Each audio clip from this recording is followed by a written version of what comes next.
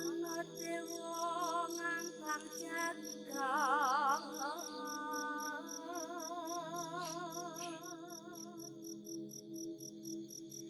nyangking bokor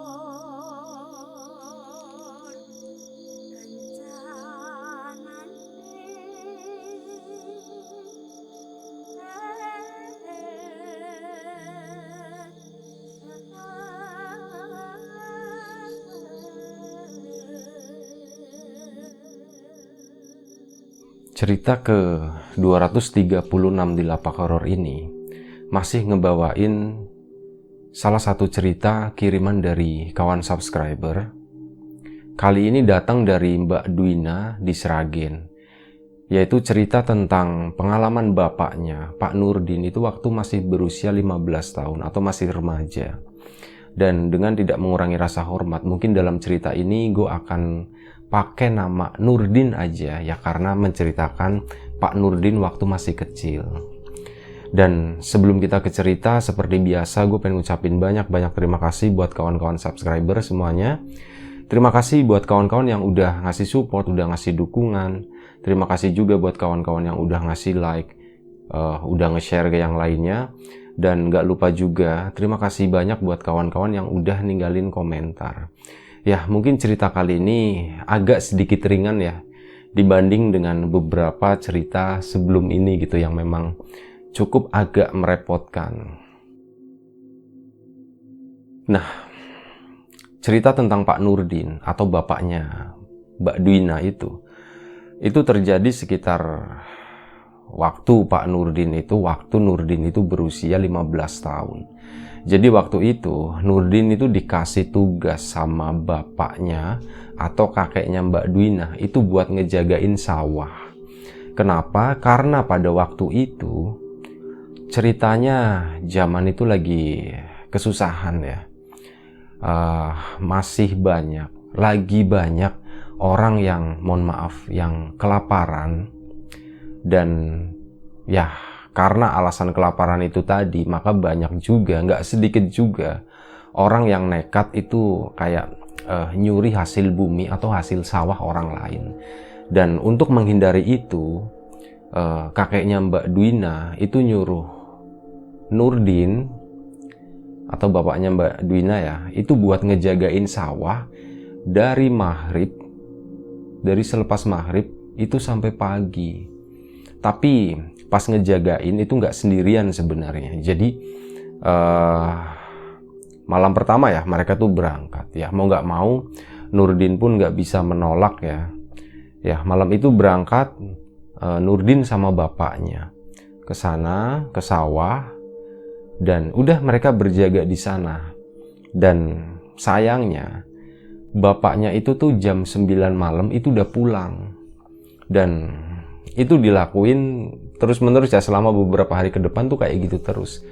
Berangkat bareng tapi nanti jam 9 malam bapaknya pulang. Nurdin ditinggal di situ sendirian di sawah. Dan itu berlangsung selama beberapa hari sampai pada suatu malam. Malam itu ya boleh dibilang malam yang agak sedikit berbeda ya. Emang perasaannya dari awal Nurdin juga udah ngerasa nggak enak. Kok hawanya nggak enak gitu, perasaannya tuh nggak enak, agak sedikit ada sedikit rasa was-was kayak gitu. Tapi ya mau nggak mau, namanya tugas gitu ya, disuruh orang tua, dan ya Nurdin waktu itu nggak berani ya buat nentang bapaknya. Akhirnya tetaplah dia nekat gitu, berjaga malam itu di sawah. Jadi gambaran aja, sawahnya itu lokasinya tuh sekitar 20 meter dari jalan raya. Dan tepat di sebelah sawah itu, yang mungkin dari ini ya, kalau dari sebelah sawah itu adalah ada makam di sana. Dan dari tempat duduk Nurdin, itu mungkin jaraknya dari Nurdin ke sawah kurang lebih sekitar 40 meter lah, 30 atau 40 meter. Dan makam tadi atau kuburan tadi itu lokasinya agak sedikit ke atas. Jadi ada gundukan tanah yang tingginya mungkin sekitar 2 meter. Nah, makam itu tuh ada di atas sana, di atas sawah di situ. Di situ udah cukup rindang kayak gitu, sementara di sawah kan ya nggak ada apa-apa di sana ya. Waktu itu tuh kalau nggak salah itu ditanami tanaman jagung kalau nggak salah ya. Ya, ditanemin tanaman jagung. Dan ya malam itu ceritanya ya dari awal memang udah ngerasa nggak enak ya.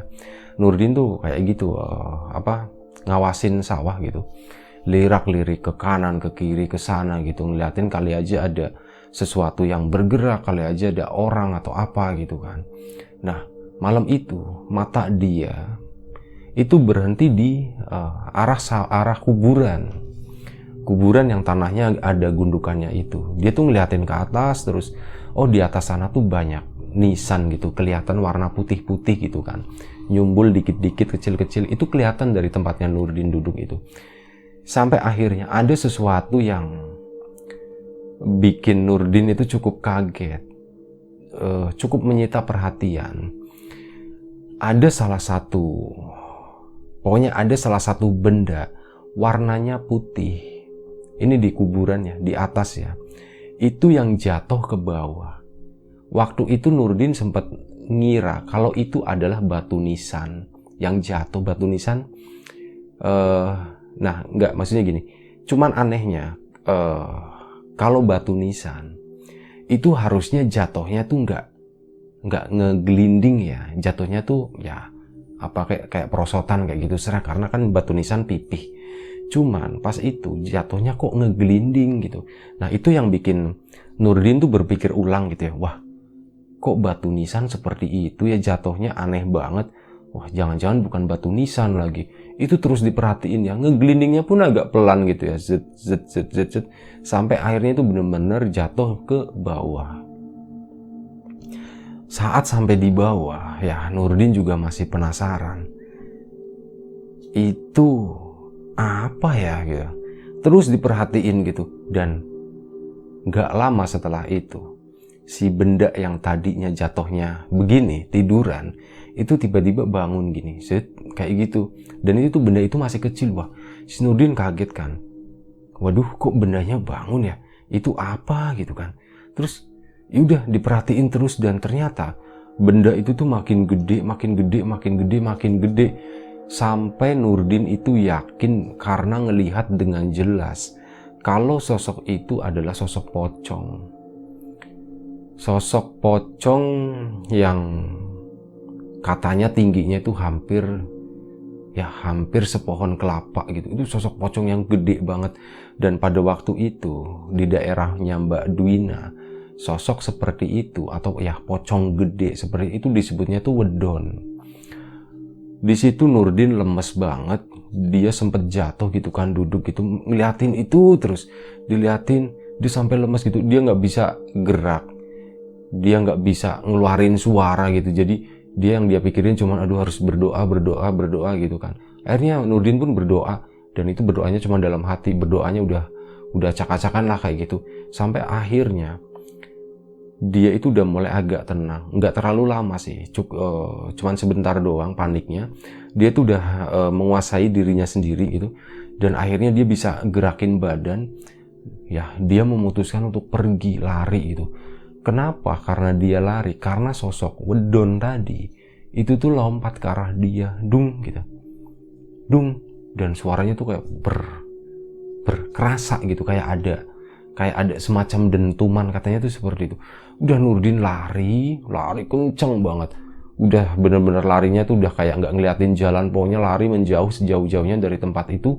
Sampai di sana di tepi sawah itu ada sebuah rumah penduduk yang ya boleh dibilang itu kayak rumah paling deket dengan sawah gitu. Wah, Nurdin udah ya masih panik sih sebenarnya, dia lari gitu. Dia langsung gedor-gedor tuh rumah, dang gitu kan, dang, dan nggak teriak apa-apa, cuman bener-bener gedor doang, nggak bilang assalamualaikum, nggak bilang apa. Sampai akhirnya nggak beberapa lama si tuan rumah keluar cekrek, "Kowe iki bocah orang duwe sopan, kowe iki bocah ora duwe tata krama," katanya. "Kamu ini anak nggak punya tata krama," katanya.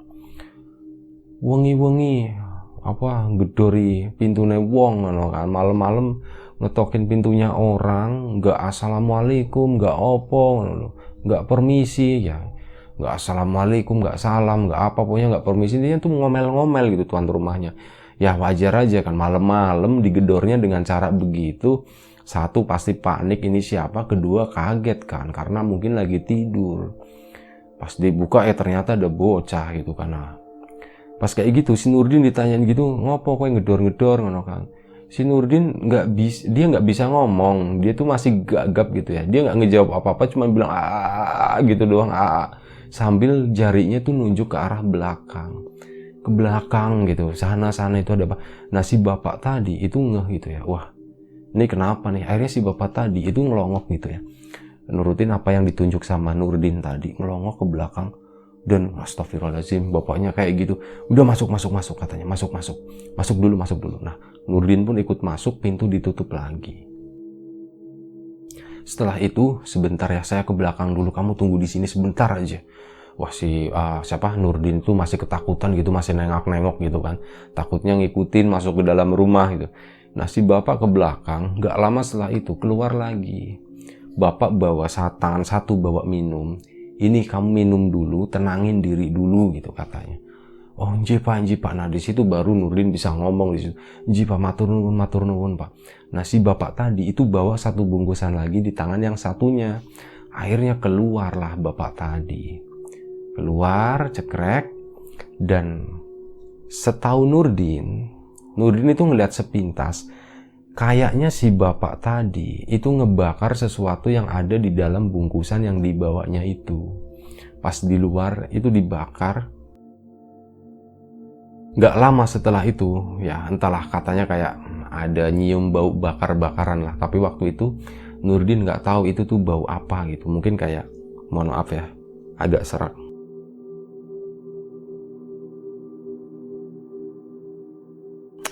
Kopi legit. Nah itu bakar-bakaran kayak, ya mungkin kayak baunya tuh mirip-mirip bau kemenyan gitu. Tapi katanya itu bukan bau kemenyan, nggak tahu lah ada campuran apanya kayak gitu. Udah nggak lama setelah itu si bapak tadi yang tadi keluar itu pun masuk lagi. Opo gitu, cerita gitu. Ada apa, cerita katanya. Akhirnya di situ Nurdin pun cerita, iya pak, saya itu lagi disuruh sama bapak buat ngejagain sawah gitu kan, karena bapak tahu sendiri kan sekarang lagi musim pencurian katanya. Oh iya bener. Terus kenapa, kamu lihat apa? Itu pak, saya pas itu lagi ngeliatin ke arah kuburan ya, diceritain lagi tadi, tiba-tiba ada sesuatu yang jatuh gitu kan dari atas ke bawah. Saya pikir itu nisan. Pas saya perhatiin ternyata sosok itu berdiri dan makin besar. Dan ya itu, nasi bapaknya nyaut, wedon ya katanya kayak gitu. Onje pak, wedon pak lah, panjenengan semerep pak gitu lah. Bapak ngelihat yang wedon tadi, iya tadi saya ngelihat itu wedonnya ngikutin sampai di belakang tadi, tapi sekarang alhamdulillah udah mundur lagi katanya. Itu balik lagi ke arah makam sana katanya, seperti itu. Memang makam itu terkenal katanya ya, menurut warga sekitar ya, itu cukup terkenal angker gitu. Ada penunggunya katanya, seperti itu. Dan udah akhirnya ya udah gini aja dek, kowe iki turu kene wae. Kamu itu tidur di sini aja. Nanti besok pagi baru pulang ke rumah. Kamu ceritain ke bapakmu kalau kamu habis ngeliat ini gitu. Oh nji pak, matur nuwun. Udah akhirnya si Nurdin itu disuruh tidur di situ, dan akhirnya dia pun tidur di situ. Keesokan harinya baru pulang ke rumah, ceritalah ke bapaknya. Pak, semalam aku tuh nggak jaga sawah katanya. Loh kenapa kamu nggak jaga sawah, nanti kalau itunya pada hilang gimana? Ya pak, semalam aku jaga, cuman aku digangguin wedon pak katanya. Aku tuh digangguin wedon. Wah kamu ngarang aja, masa sih percaya sama gituan gitu, nggak usah takut sama yang kayak gitu, kata bapaknya tuh seperti itu.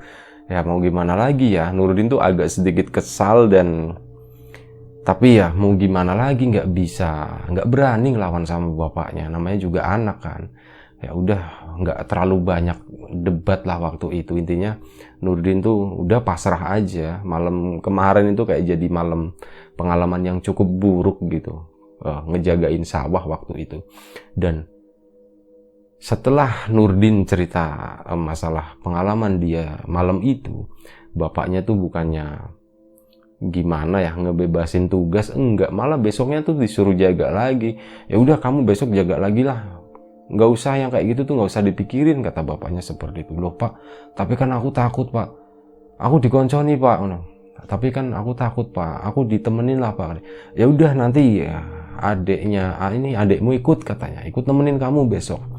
Oh gitu ya Pak, nggak sama bapak aja? Nggak sama bapak, bapak tunggu rumah, itu ibu ada anak kecil kan, nggak enak, katanya seperti itu. Ya udah, keesokan harinya berangkatlah mereka bertiga, bapaknya Nurdin sama adeknya, berangkat ke sawah selepas maghrib.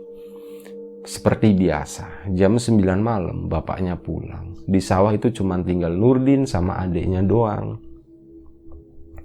Karena ada temennya, dan waktu itu ya apa ya, kemarin habis ngalamin sesuatu yang buruk gitu kan.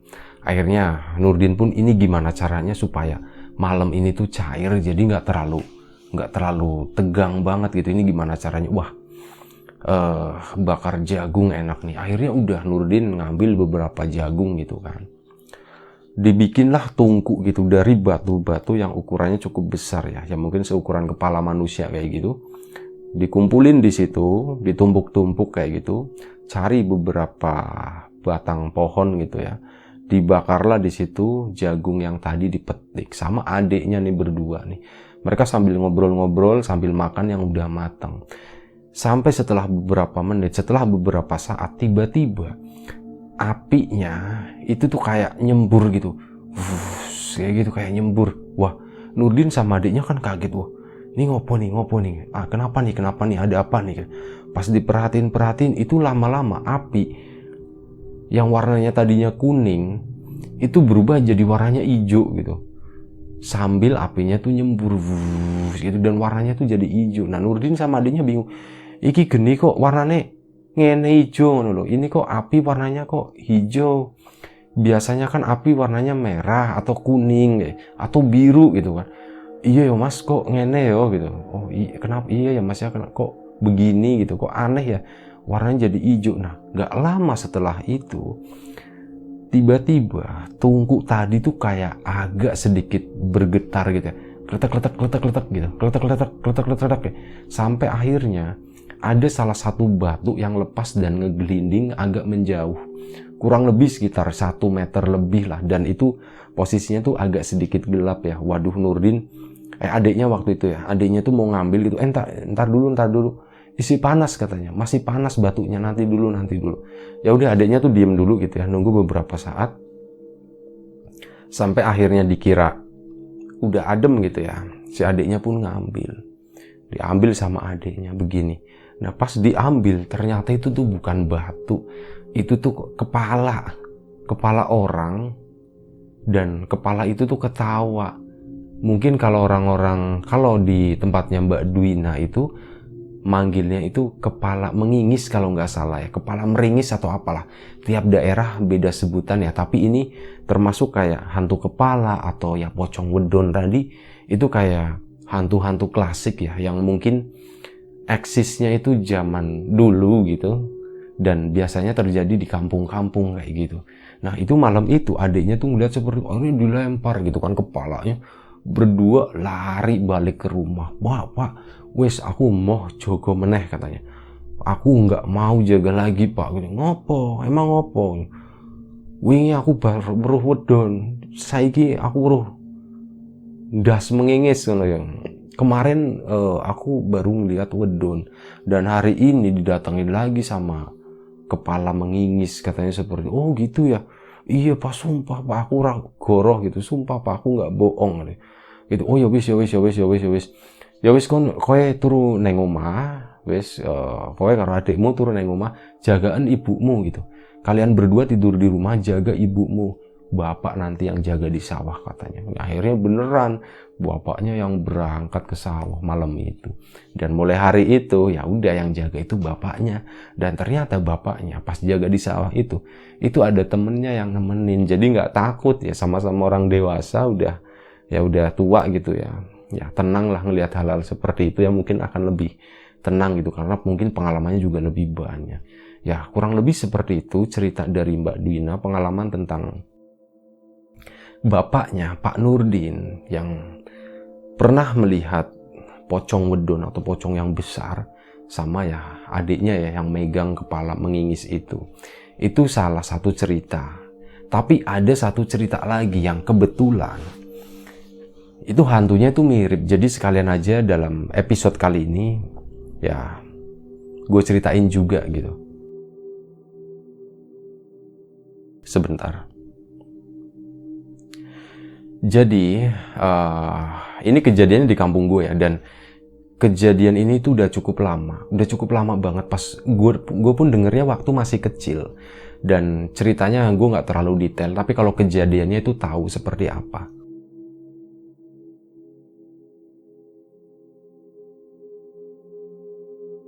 Sorry ya, biasanya suka kelupaan ngopi. Nah ini mumpung keinget, jadi ya sekalian aja gue minum. Nah waktu itu di kampung itu ada kayak komplek pesawahan gitu ya, tapi di situ didominasi sama tanaman tebu.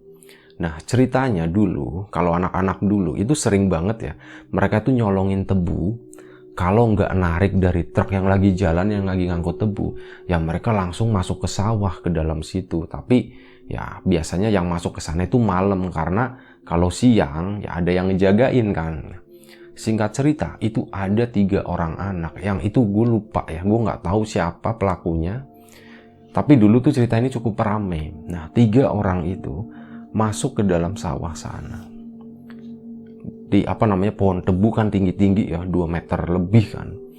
Udah mereka masuk nerobos sampai pada sebuah titik atau spot. Itu kayak bekasnya memang di situ spot buat nyolong gitu. Jadi udah ada yang gundul. Ada kayak lingkaran gitu ya, itu 2 bekas dipotongin. Nah, berhentilah mereka di situ. Dan dari tempat mereka berhenti itu, di sebelah sana, ini misal gue ngadep sini ya, itu di sebelah sana, itu ada bangunan SD. Bangunan SD yang kalau dari lokasi mereka itu kelihatan sampingnya atapnya begini. Jadi kalau dari depan, SD-nya tuh begini ya, begini, sama begini. Nah dari samping kan otomatis begini. Nah pada bagian belakang SD itu, di sana memang ada lampu kecil, dan udah mereka pertama nebang beberapa batang, dikupas gitu, langsung dipotong-potong kecil di situ. Biasanya langsung dimakan on the spot. Nah setelah dimakan di situ, sisanya itu dibawa pulang. Nah mereka tuh baru motong-motong gitu sambil ngobrol gitu kan. Biasalah ngobrol kan sambil ngawasin sekitarnya, takutnya ada pengawas atau apa gitu. Pokoknya takut aja lah. Pas salah satu dari mereka itu ngelihat ke arah SD, belakang SD, itu ngelihat ada sesuatu yang aneh katanya. Oi, itu lihat tuh di belakang SD katanya. Ada yang aneh nggak katanya? Nggak ada, emang kenapa? Itu tuh di atas atap yang paling ujung belakang, itu kayak ada putih-putih gitu. Oh, masa sih gitu? Coba liatin. Oh iya bener ada. Nah yang lain pun ngelihat. Katanya ada putih-putih di sana. Tapi ya mereka tuh belum tahu itu apa. Ya nanya dong, kira-kira apa ya itu ya gitu. Menurut kalian itu apa? Kain atau apa ya gitu? Wah nggak tahu deh, jangan-jangan kuntilanak. Ada yang bilang kayak gitu. Wah jangan-jangan kuntilanak nangkring di situ. Terus itu punggungnya, kuntilanaknya ngadepnya ke sono. Katanya seperti itu. Nah, pas udah bilang kayak gitu, bukan kuntilanak. Coba deh liatin. Gini aja kita liatin ya. Itu gerak nggak? Pas diliatin terus udah lama. Enggak, kok nggak gerak. Udah anggap aja itu kain atau apalah, bodo amat katanya. Yang penting kita kelarin dulu nih. Udah mereka balik lagi ke situ. sibuk ya di situ, tapi ada satu orang, satu anak yang penasaran banget sama itu apa gitu. Ya udah, si anak tadi yang penasaran itu tuh terus merhatiin gitu ya. Kebetulan posisinya tuh lurus sama dia. Jadi diperhatiin terus begini. Itu apa ya? Sampai akhirnya dia cerek gitu kan. Wah, obah gitu katanya. Obah tuh maksudnya gerak kayak gitu. Itunya gerak putih-putihnya. Nah, yang lain otomatis nengok dong. Tuh, masa sih? Itu tuh gerak tuh, obah tuh katanya. Wah, iya, obah. Itu apaan ya? Kayak gitu. Mereka udah ribut sendiri di situ kan. Sambil ngerapiin ya, masih sempat ngerapiin. Sambil ngerapiin, mereka tuh masih penasaran itu tuh apa sih yang berubah. Nah, katanya putih-putih tadi itu bergerak itu agak maju ke depan gitu, sampai akhirnya ketiga anak itu tuh sadar kalau sosok tadi yang putih itu adalah kepalanya pocong. Ininya loh, iketannya yang di atas itu agak ke depan kayak gini. Nah, ini yang kelihatan di genteng tuh ininya tadinya, ikatnya. Pas maju ke sini baru kelihatan mukanya hitam, dan ya itu setinggi genteng ya, itu tinggi banget katanya. Wah, itu ada pocong gede katanya, pocong gede. Ayo buruan. Nah, mereka udah ngelihat itu ya. Mereka tuh masih sempet berkemas gitu, ngambilin tebu-tebunya itu masih sempet. Udah akhirnya dipeluk gitu kan.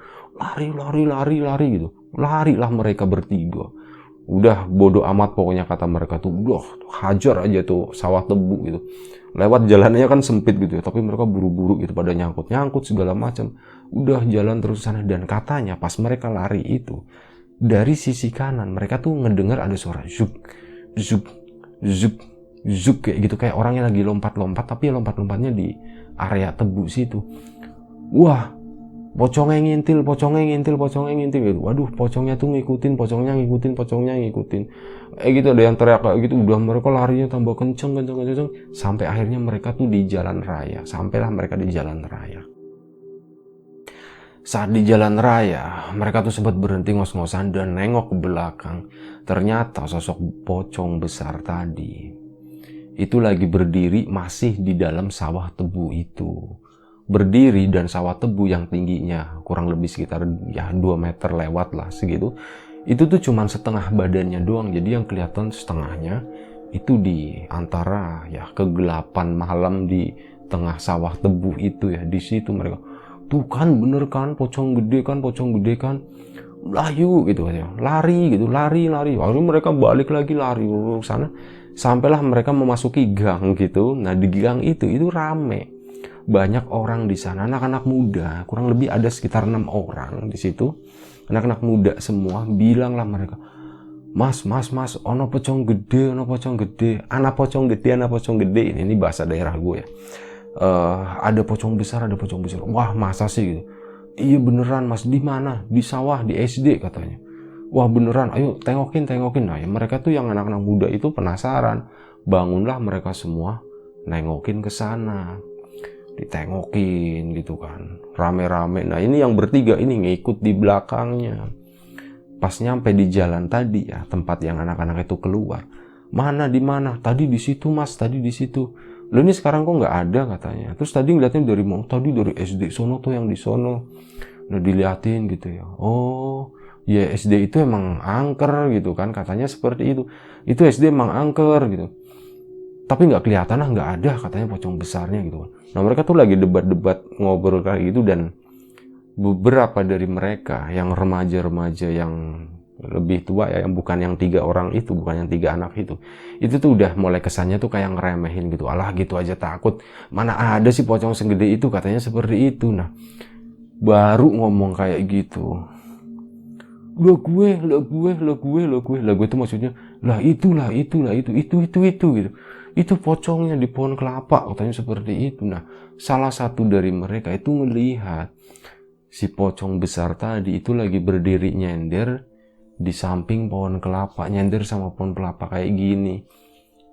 Yang lihat pertama cuma satu, pas nengok semua, ngelihat semua, otomatis mereka semuanya lari itu. 6 orang plus 3 orang, 9 orang tuh lari semua balik ke kampung. Dan ya malam itu tuh jadi rame geger gitu kan. Kalau ada itu tadi pocong gede. Sampai paginya itu makin rame lagi. Dan waktu itu gue masih kecil dan gue itu ngedenger cerita itu dari beberapa orang.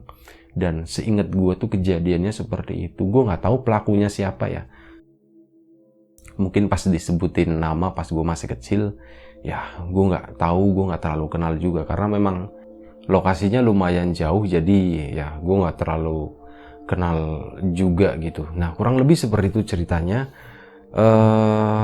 Gue mohon maaf misal ada banyak kekurangan, ada sesuatu yang nggak nyaman dalam ngebawain cerita ini. Mohon maaf, harap dimaklumi. Dan terima kasih buat kawan-kawan yang udah mau dengerin, udah mau nontonin video-video di Lapak Horor ya. Terima kasih sekali lagi. Nggak lupa juga ya udahlah itu aja. Yang penting jaga kesehatan kawan-kawan semuanya. Anggap aja cerita ini hiburan ya gitu. Cerita ini nggak terlalu berat, tapi semoga tetap bisa menghibur kawan-kawan semuanya. Sekali lagi terima kasih banyak. Jaga kesehatan kawan-kawan semuanya. Assalamualaikum warahmatullahi wabarakatuh.